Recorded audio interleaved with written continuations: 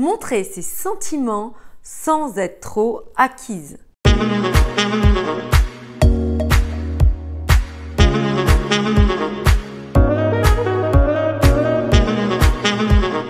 Bonjour mesdames, j'espère que vous allez bien, que vous avez la forme et que vous avez toujours envie de réussir votre vie, de faire en sorte d'avoir une vie optimale, de faire en sorte d'être la femme de votre vie. Ici Samantha Pampiglia, votre experte, votre coach en relations amoureuses, mais aussi en développement personnel au féminin. Dans cette nouvelle vidéo, nous allons voir comment démontrer nos sentiments à l'homme que l'on aime sans devenir trop acquise. Mais avant de commencer, vous êtes-vous inscrite au diagnostic gratuit de 45 minutes avec moi afin que je puisse vous donner des clés supplémentaires dans votre propre vie, vous permettre de passer au niveau supérieur.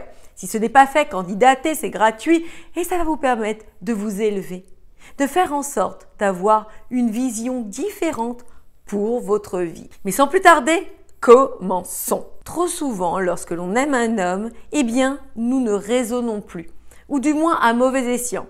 Oui, certes, nous mentalisons énormément, est-ce qu'il m'aime pas, etc., etc.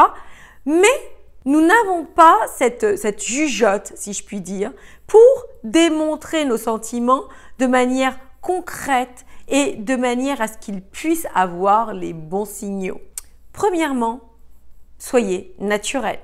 Je sais que ça peut sembler bateau, mais trop souvent, justement, quand on aime, eh bien, on va ou surjouer les choses, car vous comprenez qu'on mentalise, donc on se fait une idée de ce qu'il faut qu'on fasse, et bien souvent, ce n'est pas en adéquation avec la situation. On va faire les choses en fonction de nos histoires passées, ou en fonction de ce que l'on nous a dit, ou en fonction de ce que l'on croit être bien. Parce qu'on aura comme ça glané quelques conseils et du coup, on essayera de réajuster les choses par rapport à cette situation. Ou encore, on ne voudra pas passer à côté de cette relation. Du coup, on mettra un enjeu terrible par rapport à tout ça, ce qui nous coupera l'herbe sous le pied. Nous n'aurons plus l'aisance pour agir parce que du coup, on se dira que si on fait un faux pas, ça va le faire fuir. Et qu'est-ce qui se passe dans ces cas-là? On a perdu de notre superbe, on a perdu de notre authenticité, de notre charme esquis, comme j'aime à le dire. Et cet homme, eh bien, qu'est-ce qu'il aura en face de lui? Quelqu'un de fade, quelqu'un qui n'est pas elle, et ça ne l'accrochera pas assez. Donc, mesdames, le conseil dans tout ça, ce premier conseil, restez vous-même. Deuxième point, justement, ne le mettez pas sur un piédestal.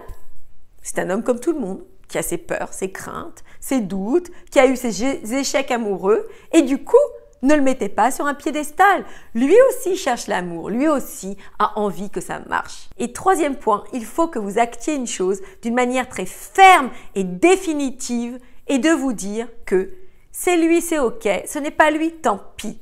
Ça nous permet de lâcher la pression, ça nous permet de nous détendre et de comprendre que la vie est une expérience et qu'au fil du temps, nous sommes là pour évoluer, mais nous ne sommes pas là pour forcer les choses, supplier l'amour d'un homme, essayer que quoi qu'il se passe, que ça puisse fonctionner.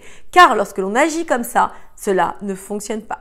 Voilà mesdames, j'espère que ces 3 clés vous ont impacté, vous ont servi et que vous pourrez les mettre en application dans votre propre vie. Si vous voulez en savoir plus, cliquez dans le lien de la description et venez me retrouver pour qu'on puisse parler plus longuement. Je vous embrasse, je vous adore, vous êtes des femmes formidables, ne l'oubliez jamais.